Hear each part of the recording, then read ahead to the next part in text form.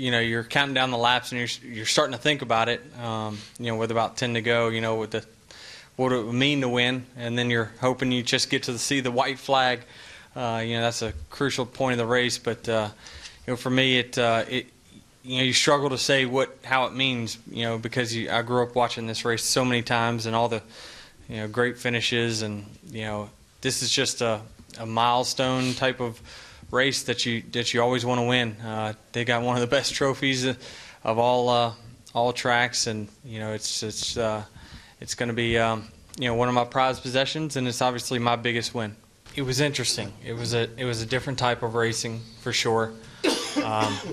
You had to be very aware of what was behind you before you even attempted to pass the guy in front of you.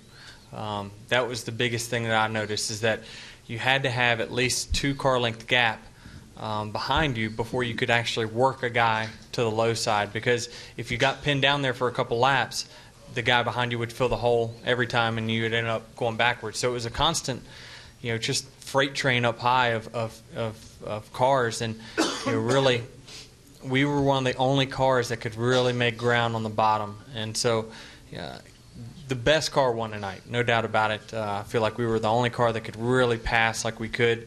But at any given point, it was tough to get around no matter who was in front of you, simply because of the high line was just typically the place it wanted to be.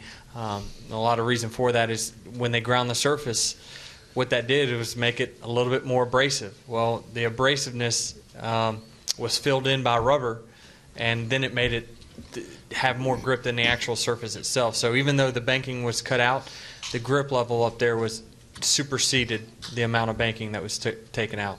It's just a different kind of racing. There's nothing he's going to do that's going to make us run the bottom if it's not the fastest way around the track. But it was the same thing. We were all running in a line and just waiting on the next guy to screw up to get around. So that's what you had to do with the old Bristol. So that's exactly how we had to race today. You couldn't just, the slide job was an option to pass, which, that's won us the race. But I think it is. I mean, I don't think that we saw as much side-by-side racing, but you didn't see side-by-side racing with the old Bristol. You just saw a bunch of cars in line waiting on someone to get knocked out of the way or mess up, and that's the same thing we had today. We had no water in the car. We were 300 degrees early on in the race.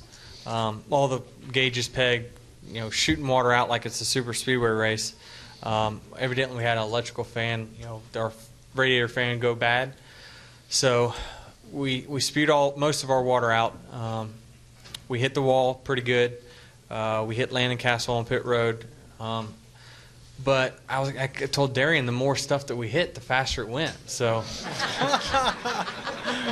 as soon as you think that it's over, it's like, damn, we hit something. Oh, man, this thing's awesome.